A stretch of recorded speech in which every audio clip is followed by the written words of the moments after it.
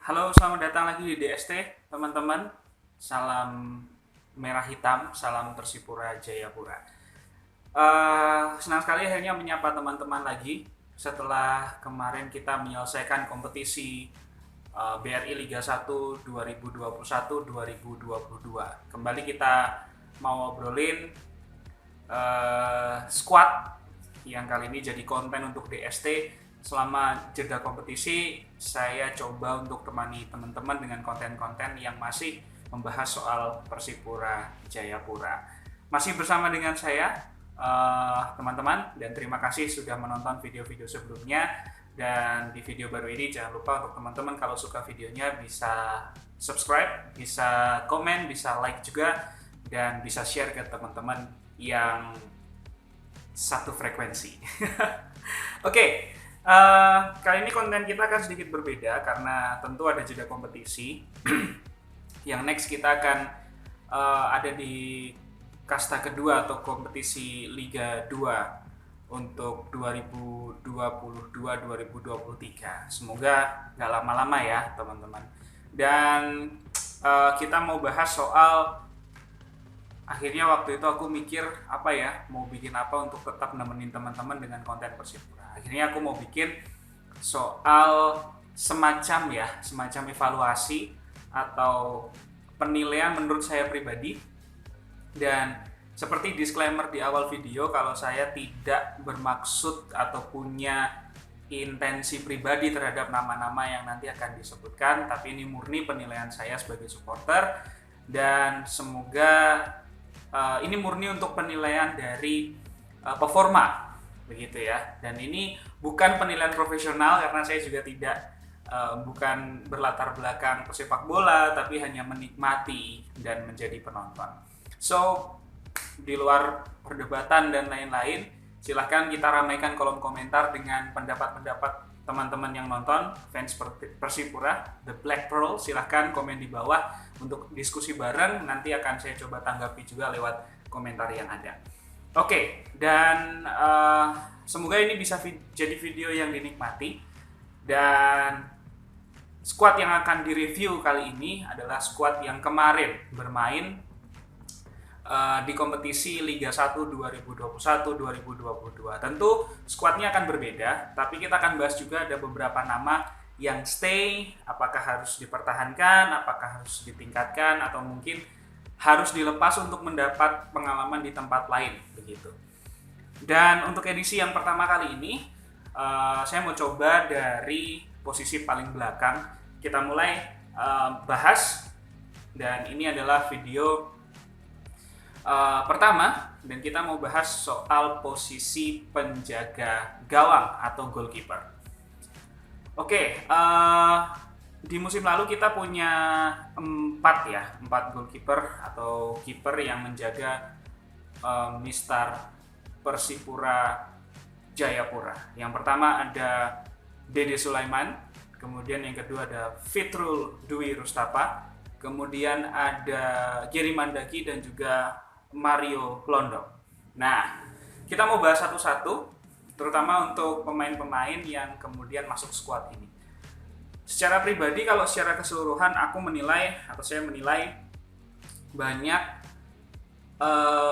plusnya untuk squad kiper ya, terutama dari sisi kombinasi. Yang pertama, saya mau memuji bagaimana ada kombinasi pemain senior dengan pengalaman, yang dalam hal ini Dede Sulaiman. Kemudian ada pemain muda potensial seperti Mario dan juga Fitrul. Kemudian Gary bisa menjadi pelapis yang bisa dimainkan di kompetisi yang lain. Dalam artian kalau kita punya Piala Indonesia, mungkin Gary dan Mario bisa dicoba. Kita bahas satu-satu. Saya mulai dari Dede Sulaiman. Senior, sudah ada di era sebelum sekarang, bareng sama, mungkin teman-teman bisa koreksi, saya agak lupa apakah Dede itu muncul waktu zaman kakak Jendri Pitoy atau Yu Jae-hoon. Yang jelas sudah cukup lama bersama Persipura, paham kondisi tim, diseniorkan juga di kalangan kiper, dan bisa jadi yang dituakan begitu. Performa untuk musim lalu, Dede ini ada di masa-masa krusial Persipura, di akhir-akhir terutama, di kalau nggak salah di seri 4 ya, dia mulai menjaga gawang Persipura, sehingga saya menduga coach Angel Alfredo Vera melihat bahwa butuh lebih dari sekedar skill, lebih dari sekedar teknis, lebih dari sekedar kemampuan, tapi butuh sisi senioritas di masa-masa kritis. So Dede adalah pilihan yang tepat untuk musim ini, akhirnya menjaga Persipura gawangnya tetap aman.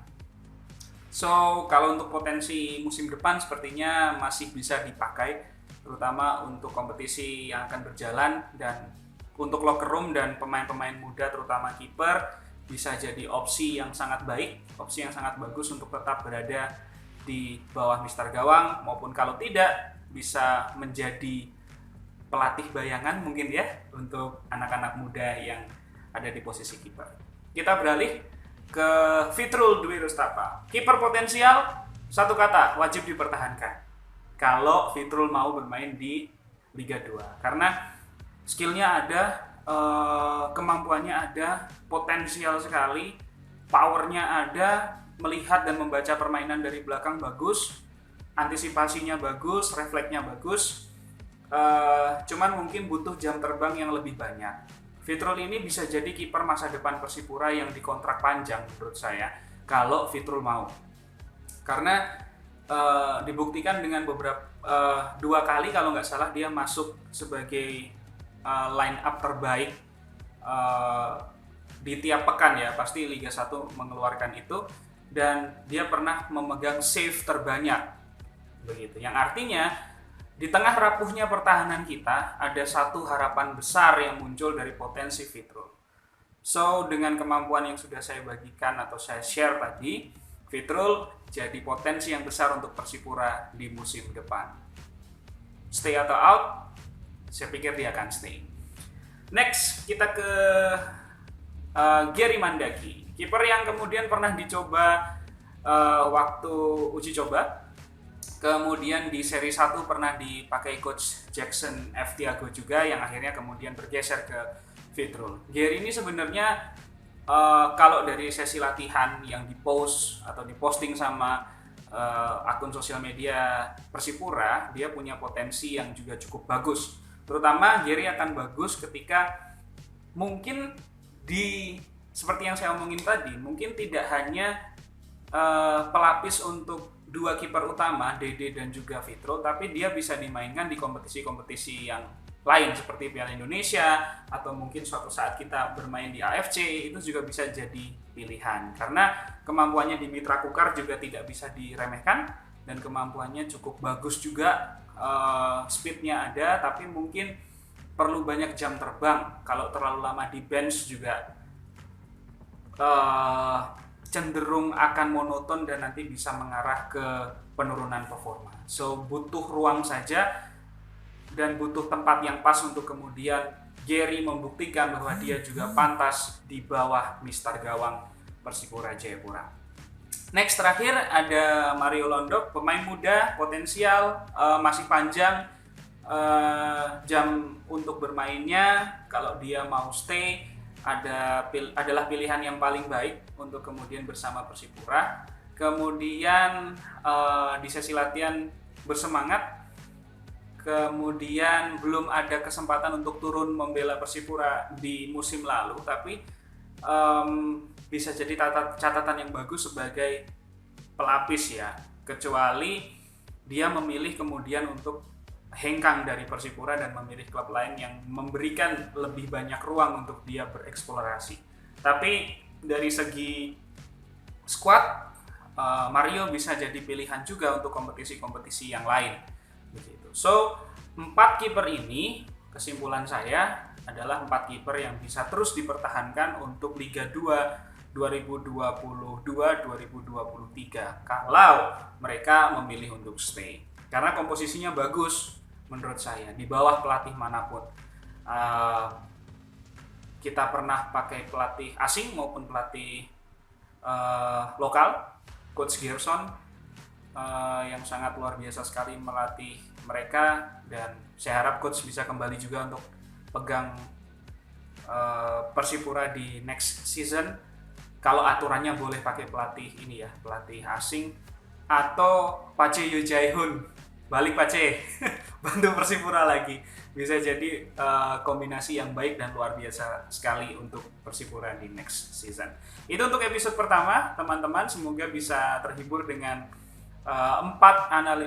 analisis 4 pemain atau penjaga gawang untuk edisi pertama ini. Next, rencana saya akan bikin juga untuk posisi yang lain, ada back, kemudian ada pemain tengah dan pemain depan, masih berdasarkan yang lalu begitu ya, di tim yang bermain di BRI Liga 1 2021-2022. Terima kasih, selamat melanjutkan aktivitas teman-teman, tetap sehat jangan lupa, dan semoga kita cepat kembali ke kasta tertinggi Liga Indonesia. Salam merah hitam, salam Persipura Jayapura. Ciao.